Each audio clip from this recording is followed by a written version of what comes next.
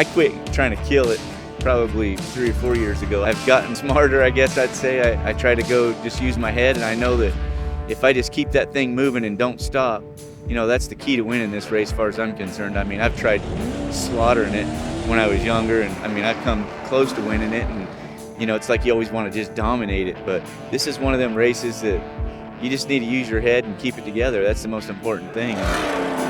2-seat, it's just a better way to go out here. I love the 1-seat stuff, but I'm getting blind and old, and it's a lot funner with someone in there anyway.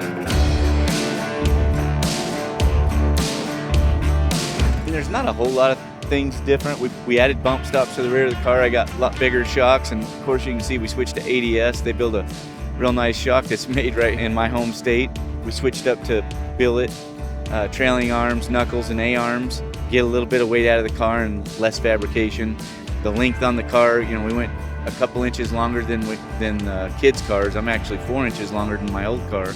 So I'm a 120-inch wheelbase, but the front suspension is pretty much the same other than just going to a billet A-arm.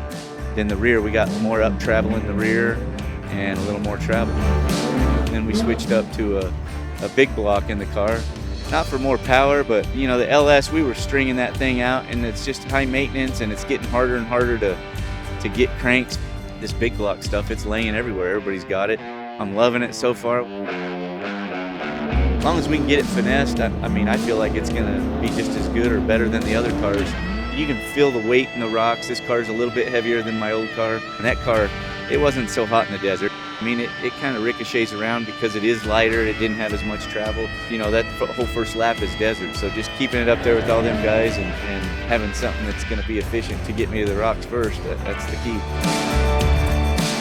That's another big thing. We added a lot of fuel to it. This car holds 72 gallons of fuel where my old one was only 35. So every time I come by this pit, I had to stop and fill it up. And, that takes time too. So I think we're going to have a killer car.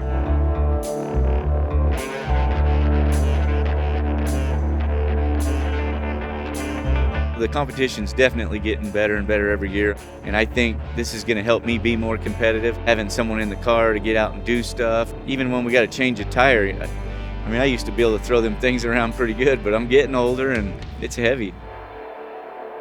So I've done this for a long time, and I've won on days I didn't think I was going to win. We fought battles throughout the day just trying to get it there, and it's one of them things you just never give up. When something gets thrown at you, you just figure out how to get around it and make it happen. I'm a die-hard racer, and it's in my blood. That's all I want to do is win. I know I'm not as edgy and as my kids. Them kids can see better, and they probably can rail it better through the desert because they're younger. The common sense comes in later.